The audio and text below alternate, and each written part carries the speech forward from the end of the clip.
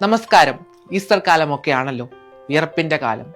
പാപികളുടെ മോചനത്തിനു വേണ്ടി കുരിശിലേറിയ 3-ാം ദിവസം ഉയർന്നെഴുന്നേറ്റ രക്ഷകനായ ക്രിസ്തുവിന്റെ ഓർമ്മനാളുകൾ. ചുങ്കക്കാരും പരീശന്മാരും അവനെ രക്ഷകനായി കണ്ടില്ല.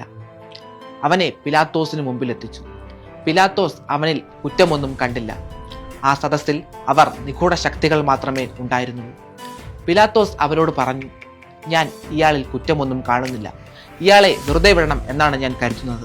പക്ഷേ ഒരു നീതിപാലകൻ സ്വന്തം ഇഷ്ടമല്ലല്ലോ, മറിച്ച് സമൂഹത്തിന്റെ ഇഷ്ടമാണ് നടപ്പിലാക്കേണ്ടത്. അതുകൊണ്ട് ഞാൻ നിങ്ങൾക്ക് ഒരവസരം കൂടി തരാം. ഭാരം ചുമക്കുന്നവരുടെയും കഷ്ടപ്പെടുന്നവരുടെയും ഒപ്പം നിൽക്കുന്ന വിശുദ്ധനായ ദൈവപുത്രനെ മോചിപ്പിക്കണോ, അതോ ക്രൂരനും നീചനും കൊലയാളിയുമായ ബറാബസിനെ മോചിപ്പിക്കണോ? ജനം ആർപ്പ് വിളിച്ചുകൊണ്ട് പറഞ്ഞു, ഞങ്ങൾക്ക് ബറാബസിനെ മതി. യേശുവിനെ ക്രൂശിക്കുക, ക്രിസ്തുവിനെ ക്രൂശിക്കുക. അങ്ങനെ അത് പര്യവസാനിച്ചു. അത് കഴിഞ്ഞ് 2000 വർഷങ്ങൾ പിന്നിട്ടു.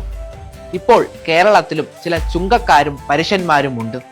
പ്രകൃതി ദുരന്തങ്ങളിലും മഹാമാരിയിലും ജനങ്ങളെ നെഞ്ചോട് ചേർത്ത് പിടിച്ച LDF സർക്കാർ 3-ാം ഊഴം തേടുന്ന തിരഞ്ഞെടുപ്പ് കാലമാണല്ലോ. നമ്മുടെ കാലത്തെ ചുങ്കക്കാരും പരീശന്മാരുമായ ആരോഗ്യ വിദ്യാഭ്യാസ മാഫിയകൾ പറയുന്നു, UDF-നെ കൊണ്ടുവരിക, LDF-നെ തോൽപ്പിക്കുക. അതുകേട്ട് ശരിയെന്ന് വിശ്വസിക്കുന്നവർ ഓർക്കുക, നമ്മുടെ ശവക്കുഴി നാം തന്നെ തോണ്ടരുത്. നല്ലത് വാഴണം.